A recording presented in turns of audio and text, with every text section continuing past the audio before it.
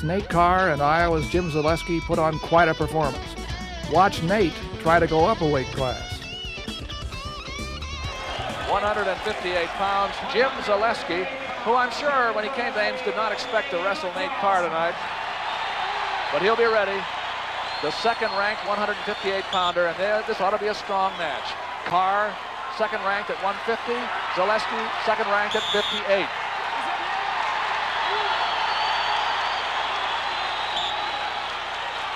Very intense people. A lot of activity going on out here. No points. The fans have gotten into this match too. They see the activity that's going on and they want to be a part of it. Both of them ranked second in the nation.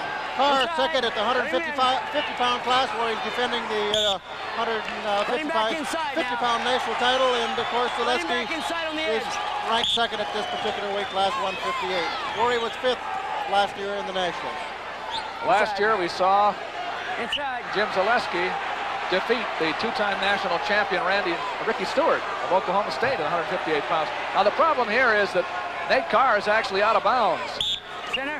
Although the supporting parts of Zaleski were in bounds, and consequently... Let's listen to the referee here. I told him. Right there. You've got to let him in. I know. All right, there's nothing there. It's my timeout. The concern there was the simple fact that some people might have wondered why was Carr not coming back in. The point was that Zaleski was not allowing him to return. Consequently, that's the reason for the concern. And of course, the next time that happens, I'm sure you'll see a warning for stalling. And this would be, in this case, against Zaleski for not allowing Carr to return to the mat. Harold Nichols was complaining that he couldn't get back in, and just after he left, Dan Gable complained that Nate could have come in if he wanted to. 2 minutes left, first period. Carr against Zaleski.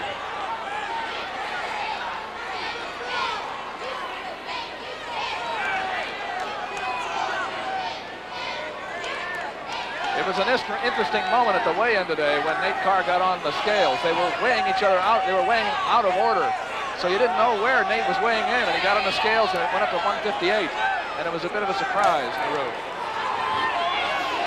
Right now, both boys are looking for openings, but nothing so far. No shots by either competitor. A minute and a half gone and to go. First period. Carr trying to make a move, and he couldn't do it, and he's on his back. Zaleski has Carr in a very, very bad position with a minute and 18, and Carr is bridging violently here to avoid being pinned. He's got a 5-point move. There's no question about it. It would appear that Carr is out of the danger immediately of being pinned, but he had a 5-point move for Zaleski. And he may score more back points. He's got that arm bar in there pretty tough. And he's got that near leg scissor, putting a lot of pressure on him, keeping his hips under control.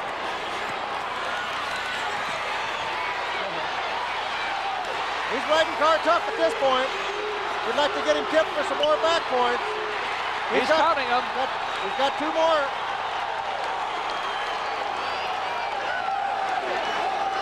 And what a big lead Zaleski's piled up. The Iowa fans in the crowd going crazy because Nate Carr can't do anything down there. 2 more. And he's going to get 2 more here. He's got him in that Turk, and he's really putting it on him here. He sure is, without question. He's got a commanding lead at this point, and he's working tough physically on top. 2 more. It's 9-0 in favor of Jimmy Zaleski. Boy, what a first period he has. And look at that Iowa bench. There's Dan Gable. Let's look at it. There it is. Notice Carr tries to come around with a head and near leg, but boy, a body press, a body throw by Zaleski put him in trouble right now for a 5-point move, and he picked up 2 more successive near fall situations. He leads 9-0 now. Well, I'll tell you, he got Jim Zaleski pancaked him in a hurry. And it's an escape for Zaleski, makes it 10-0. And he comes in on a double, and he's going to look like maybe he's going to put Carr down for 2 more. No points. Well, obviously, Nate Carr, who is embarrassed to be down by 10 here after going up to 158, is going to have to pull something out of the hat here. I said 9-1 a moment ago, and I was thinking that Carr was down. It's the other way around. It's 10-0, Zaleski out in front. 10-0. Zaleski in on the leg. Carr got in behind, but no mat points, no points. Standing position, he must take him to the mat with normal reaction time in order to score the 2. Iowa looks just as tough as they can be here tonight in this big showdown at Hilton Coliseum between the #1 ranked Hawks and the #3 ranked Cyclones.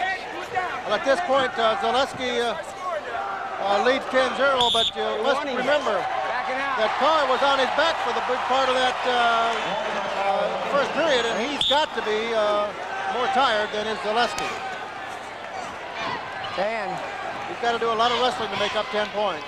A warning was given there, too, as you may have heard, by referee Darrell Henry against Carr for backing out of bounds. 1 minute. 10-0 in favor of Jim Zaleski. A takedown and 7 near fall points in the first period. Now that 5-point move really made the difference. He caught Nate in that body press, the pancake maneuver. And right now, it took a lot of sap, I'm sure, away from Carr, and he caught him in 2 more successive near fall points. And Nate's wrestling with a...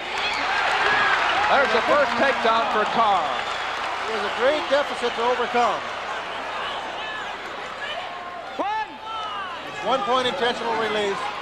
11-2. Nate's got to pour in the coals at this point to pick up a lot of points. He's got a lot to pick up. He got this single leg, but it couldn't work it inbounds. There's Eddie Bannock, who will be up at 177 against Perry Hummel. You can see Dan Gable and crew are very excited, really. Very intense, but he's got to be happy with the way the Hawks have gone. Got to be happy. Big move was for Iowa State to send Carr up to 158 against Zaleski. But Jim turned the tables very quickly in that first period, and the strategy has not worked so far. Third period, 11-2 Zaleski. And in the second period, it was a difference of 2 to 1. It was 2-2 actually in that period. And Zaleski, of course, because of all that time in the near fall position where he had Carr on his back, has riding time. Minute 28 to 8 seconds. Easy. Zaleski on top, and he's racking them up again.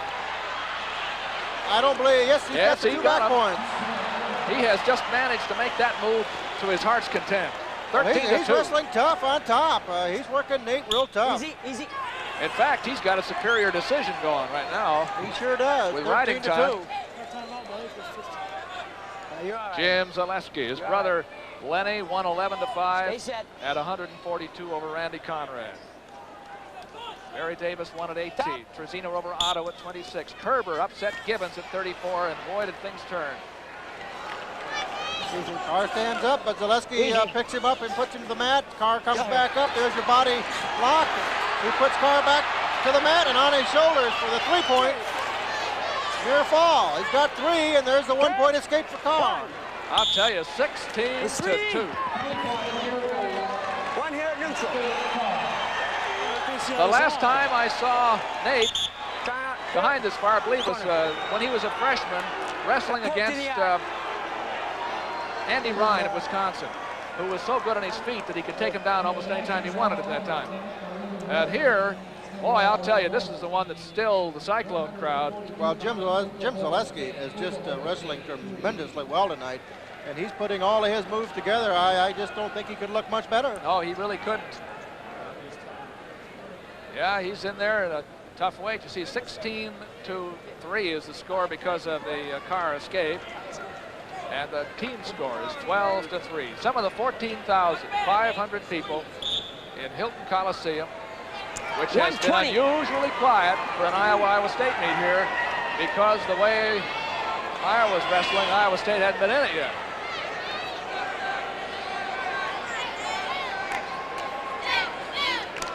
Zalesky's been solid and powerful. Now Carr's in on the leg.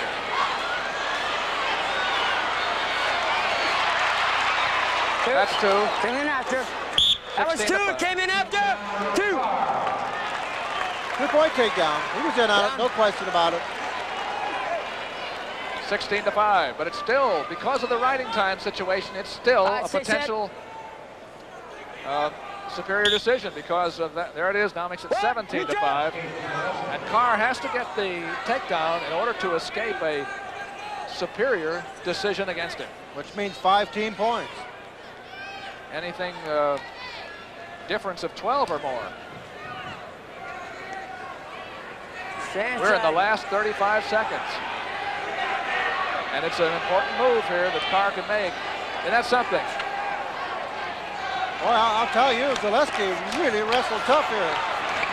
And there's 2 more. And 2 more. He's got his superior. Well, I'll tell you what. Nate tried to get in there with that bear hug.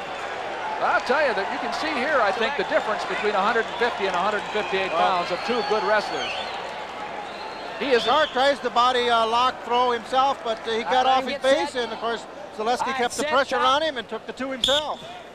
Not too many people are going to out-muscle Nate in that situation. But I'll tell you, Zalesky is tonight. This Zalesky is tough. He looks terrific. 19-5, and he's going to get a riding time point. When was the last time Nate Carr gave up 20? And there it is, a big win for Jim Zaleski. 20-5 for Iowa in that match. In 1986, Marty Kistler became the outstanding wrestler of the NCAA tournament. But in this match, Mike Van Arsdale showed little respect. And why should he? He was an All-American himself. And now we're at 167. Number 1 ranked Marty Kistler, last year's 158-pound champion in the black for Iowa.